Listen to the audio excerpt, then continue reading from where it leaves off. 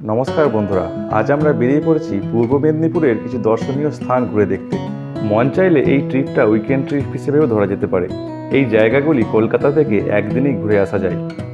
আমরা আজকে যাচ্ছি বর্গভীমা মন্দির, তমলুকের রাজবাড়ি ও মহিষাদলের রাজবাড়িতে। প্ল্যান করে আমরা দুই বন্ধু মিলে বেরিয়ে পড়েছি আজকে এই ট্রিপে। আমরা প্রথমেই যাচ্ছি তমলুকের বর্গভীমা মন্দিরে।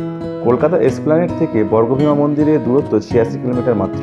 কলকাতা চেন্নাই হাইওয়ে NH-16 ধরে মেছেদা বাইপাস হয়ে আমরা চলে আসলাম তমলুক বর্গভীমা মন্দিরে।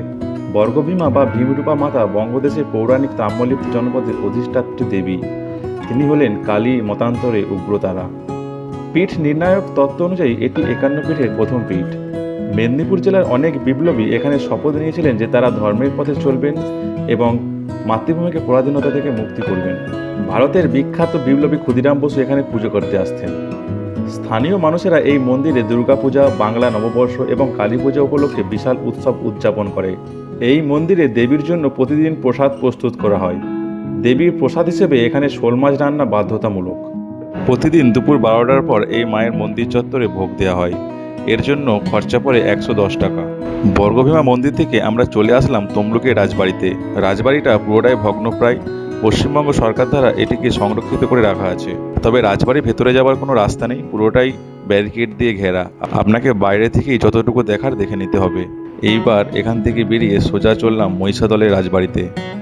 মহিষাদল রাজবাড়ি 16শ শতাব্দী, যখন বর্তমান স্থান জিওখালী বা জীবনখালী নামে পরিচিত ছিল।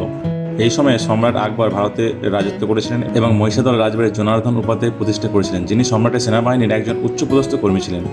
রাজা জনার্দন উপাধ্যায় থেকে শুরু করে রাজা দুর্যোধন উপাধ্যায়, রাজা রামশরণ উপাধ্যায়, রাজা রাজারাম উপাধ্যায়, রাজা শুক্লাল উপাধ্যায়, রাজা আনাদলাল উপাধ্যায়ের কাছে লাঠি চলে যায়। এই পর্যায়ে রাজা আনাদলাল উপাধ্যায় মারা যান এবং তার স্ত্রী রানী জানকী দেবী মহিষাদল স্টেট শাসন করেন। এই সময় ইনি অনেক মন্দির স্থাপন করেছিলেন, তার মধ্যে অন্যতম মদন গোপাল জিউ মন্দির। পর থেকে এখানে বিখ্যাত রথযাত্রা শুরু হয়।